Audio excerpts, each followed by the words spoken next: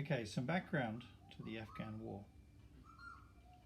This is the second in the series. Today is the 14th of August 2021. 17 of Afghanistan's 34 provincial capitals have fallen, and therefore 17 of their provinces. American forces have declared they will withdraw on September the 11th. NATO forces have followed suit. The Afghan army, approximately 140,000 troops, and probably equal number of Afghan National Police, who are paramilitary gendarmerie, have, well, what's happened? We'll follow that up in a following vlog. Today's vlog will be, our first one was about the 1839 war and 42 war by the British and how they tried to install a puppet in Afghanistan and it failed. In 1973, one of the first countries to recognise Russia's new revolutionary government was the Afghan government. They're very sensitive to their neighbours. Afghanistan, of course, is a neighbour to Russia. So they were a monarchy up until 1973, when it was overthrown by a communist party, People's Democratic Party government. It was fatally flawed, though. It had two rival cliques, the Palmach and the Kalk, and they fought each other and they actually carried out coups against each other, and the Russians refused to take sides. So from 1973, when the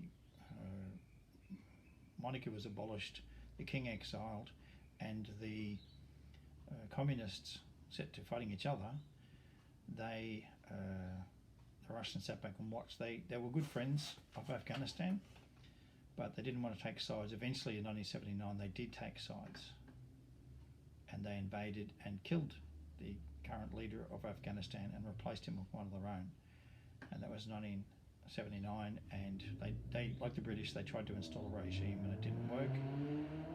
The Afghans have a terrible tendency to fight each other, but they unite to fight foreigners and Christians. So the British were seen as Christian crusaders, Russians seen as Christian crusaders, even though they're atheist communists.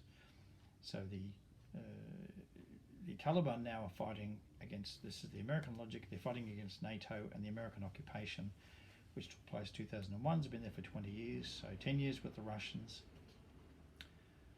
The British couldn't hold them down, seen as crusaders and white infidels, Russians as white infidels, and the Americans as white infidels, and all their NATO troops, including Australian troops. So the Taliban always were able to say, look, we're Afghans, you're Afghans. We're Muslims, you're Muslims. Why are we fighting each other on behalf of the foreign invader? And it unites them. But of course, once that foreign invader leaves, that argument goes. And so the Americans thought, well, maybe we're provoking the war, so we'll leave, and that'll take the excuse away. But this is exactly what happened, and a lot of people have drawn this comparison today with the fall of Saigon.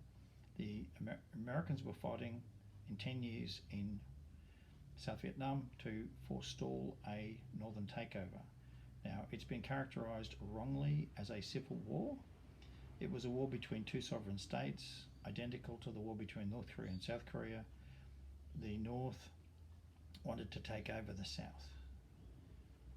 The North and the South were both fictional creations. There had been three states of Vietnam, each governed separately by the French, and it was decided in 1954 there would be two states instead of three, and so suddenly these two new states, which had never existed before, came into existence: North Vietnam and South Vietnam. So people argue that it was a civil war between two Vietnamese states. No, they were three French protectorates, and there had never been two states. So these arguments are false, but this is how they confuse the public. So the North used guerrilla tactics in Vietnam, and the Taliban have been doing the same thing. And then eventually the South was so welded to the idea of counter-guerrilla warfare that when the North Vietnamese switched tactics and rolled into Saigon on tanks, the South didn't know what to do. They couldn't stop the tanks. The North actually had bombers, fighter planes, they had helicopter gunships, everything. And the South just went, what? Because their army was designed to fight guerrillas in the jungle and not to carry out massive battles. So the change of tactics defeated them. They were, of course, using Maoist tactics, which had won in China. China had a civil war between 1927 and 1949. They changed tactics many times in 22 years of warfare.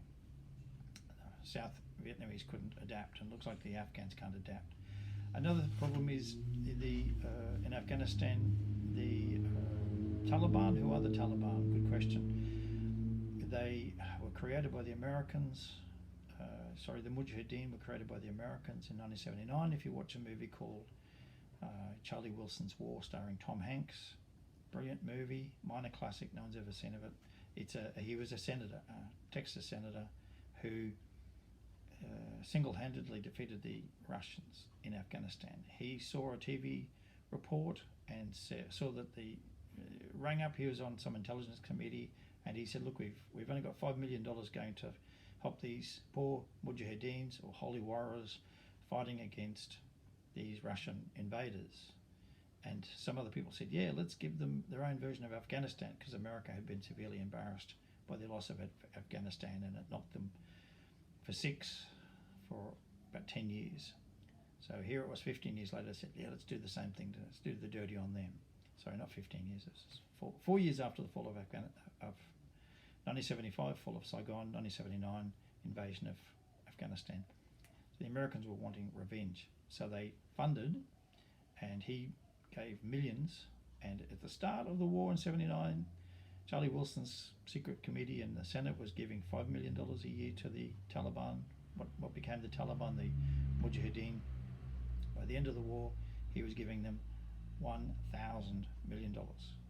And that's what brought down the Russian regime there, sending in anti-aircraft missiles, anti-tank missiles, all the latest Western technology, Stinger missiles to shoot down the helicopter gunships.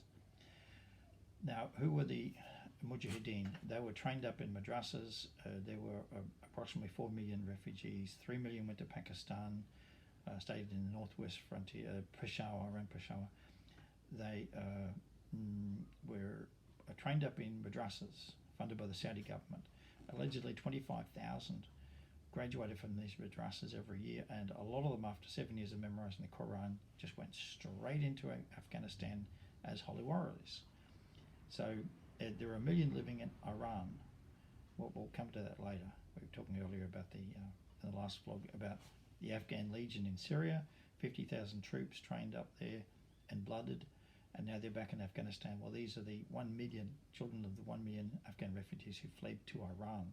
Now, they were Shia.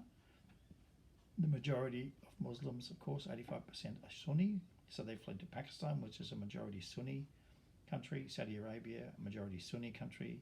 They fund the Pakistan madrasas. Therefore, they, of course, of Osama bin Laden. He was a Yemeni, but a citizen of Saudi. His family were billionaires in Saudi Arabia. They ran road building contracts and building contracts, construction company. He was tasked with running a thing called the base, or the database. And of course, the base, shorthand for database, of all the Saudi troops and their allies from all across the Muslim world who were sent to fight in Afghanistan as Mujahideen, and they passed from Pakistan through the border passes where the underground bases in all the mountains like Tora Bora were built by OBL's family company. That's how the Americans knew how to blow them up, because they had the plans. They knew exactly, and the Americans were running Al-Qaeda during the Saudi war against Russia. They used Chinese arms, and if you look at Charlie Wilson's war, they got weapons from Egyptian, Russian arms factories, from China, copies of Russian arms, and they were funneled through Pakistan, who took a slice off the top, and the Saudis paid for it all but never got their hands dirty, but they provide the logistics, people like OBL and other highly trained people. So he had to be killed later because he was a loose end. He could tell too many tales. So this is the war that successfully brought down the Russians. Now, the day after they brought down the Russians, Charlie Wilson laments it in the movie, but the Senate cut off all funding. So they went from 1 billion a year to zero. And the Taliban, the Mujahideen, had been used to getting lots of money, and they were drip fed, and they're going, what do we do for money now? So they scratched around, they looked for money anywhere they could find it. And after Mujahideen government took over, they toppled the pro-Russian government in Afghanistan. That lasted maybe, I think the pro-Russian government of Najibullah lasted till 92. Then they failed. They were replaced by a Mujahideen government from so-called Northern Alliance, which Shah Ahmad Massoud, you'll remember him, he was the lion of the Panjshir Valley. The lasted about 3 years, but lots of infighting. Eventually by 96 they were overrun by the Taliban, and Talib of course means student, a student of a madrasa. So these students rolled in, and what they did was they roll up to a city and say, look, we've got millions of Saudi dollars, do you want some?